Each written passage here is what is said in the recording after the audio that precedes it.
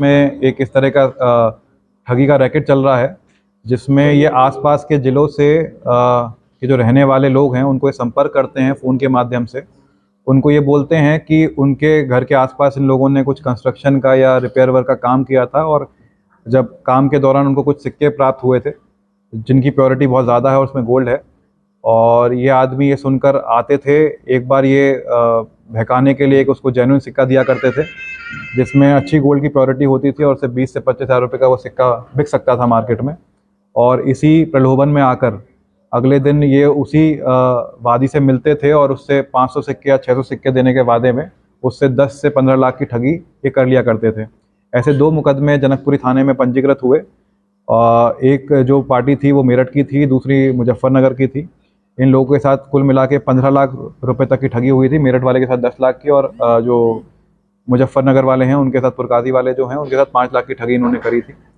जैसे ही हमें सूचना मिली तो हमने आसपास के सीसीटीवी फुटेज और सर्वेलेंस के माध्यम से ये पूरे गैंग का अनावरण किया है। इसमें जो ये रहने वाले सारे लोग हैं ये मुख्य रूप से जो बीरभूम डिस्ट्रिक्ट है पश्चिम बंगाल का, वहाँ के रहने वाले हैं। और यहाँ पर ये अपने जो जानने वाले लोग हैं जो सहारनपुर लोकल में फैक्ट्री में काम करते हैं और जिनका कई रूट्स कोई ना कोई कनेक्शन बंगाल से है, उनके यहाँ पर ये आके रुकते हैं। और ये जो पूरा का पूरा जो स्कैम है वो ऑपरेट बीरभूम से ही होता है, इनके गांव से। इनके गांव में एक जो मास्टरमाइंड बताया जा रहा है वही नंबर ऑब्टेन करता है यहाँ कर, और वही वहाँ से बात कर कर इनको पूरी लोकेशन बताता है कि इससे मिलना है और इसके साथ इस तरह की ठगी करनी है। और ये इसमें ये भी एक देखने वाली बात है कि ये लोगों को बदली कर करके भेजा जाता है कि जब 2 बार या 3 बार एक ग्रुप, 2 लोगों का ग्रुप जब ठगी कर लेता है उनको वापस बुला लिया जाता है बंगाल, और उसके बाद 2 नए लोगों को भेजा जाता है। इसमें जितने भी पैसे इनके द्वारा लिए गए थे, कुछ पैसे हमने रिकवर किए, जिसमें से कुछ 91,000 रुपये हमने रिकवर कर लिए। कुछ 2 सोने की अंगूठी जो इन्होंने यहाँ से ठगी के पैसों से खरीदी थी वो हमने रिकवर कर ली। उसके अलावा इन्होंने सारे के सारे पैसे जन सेवा केंद्र में जाकर इन्होंने अपने जो अकाउंट्स हैं बंगाल के उसमें ट्रांसफ़र कर दिए थे। 9 से 10 अकाउंट्स की डिटेल हमें मिल गई हैं जन सेवा केंद्र के माध्यम से, और उसमें कुछ हमने 4 से 4.5 लाख रुपए उसमें फ्रीज़ भी हमने करा दिए हैं।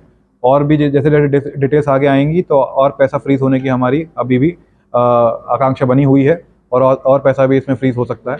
तो इस तरह ये पूरा जो गैंग है वो पूरा हमने इसका अनावरण किया है। तो सर इसमें और भी लोग जुड़े होंगे कहीं ना कहीं, क्योंकि जब लोग बदल के काम कर रहे हैं, सहारनपुर के भी कुछ लोग सामने आ सकते हैं, कहीं और भी लोग रहे हों। जैसे मैंने आपको बताया, दो लोग हमने सहारनपुर के उठाए। एक पेपर मिल चौकी क्षेत्र का रहने वाला है, एक हसनपुर चुंगी क्षेत्र का रहने वाला है। इनके परिवार से कोई पुराने लोग रहने वाले बंगाल के हैं, लेकिन ये लंबे समय से फैक्ट्री में यहाँ पे काम कर रहे हैं या कुछ ठेकेदारी का काम कर रहे हैं सहारनपुर में। ऐसे और भी लोग हो सकते हैं, लेकिन जब हम बीरभूम जहाँ पे इनका मेन रैकेट चल रहा है, जब वहाँ उसके सरगना तक पहुँचते हैं तो मेरा मानना है तब हमें इसमें आगे थोड़े इनपुट्स मिल पाएंगे। यहाँ पे सहारनपुर ज़िले में नहीं है, यूपी के और थानों से ही पता किया, ऐसा कोई अभी तक आपराधिक इतिहास नहीं मिल पाया। हो सकता है कि पश्चिम बंगाल में आपराधिक इतिहास हो, वो भी हम एक बार दिखवा रहे हैं। ये ट्रेस इसमें मैंने जैसे आपको बताया कि सबसे पहले हमने सीसीटीवी फुटेज की मदद ली। इसमें सीसीटीवी फुटेज में हमें काफ़ी अच्छे क्लूज मिले। उसके बाद सर्वेलेंस में भी हमने ऐसे नंबर्स पिक करे जिनकी लोकेशन जहाँ पर ये थे वहाँ पाई गई, और उसके बाद हमने इसको डेवलप किया।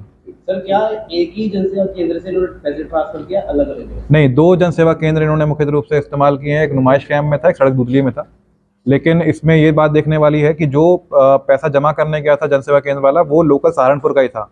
वो इन्होंने इस्तेमाल इसलिए जानबूझ के किया था कि सामने वाले का ट्रस्ट जीत पाएँ, जनसेवा केंद्र वाले को यह आभास ना हो कि ये बाहर के लोग हैं जो इतनी बड़ी वॉल्यूम में पैसा जमा करा रहे हैं।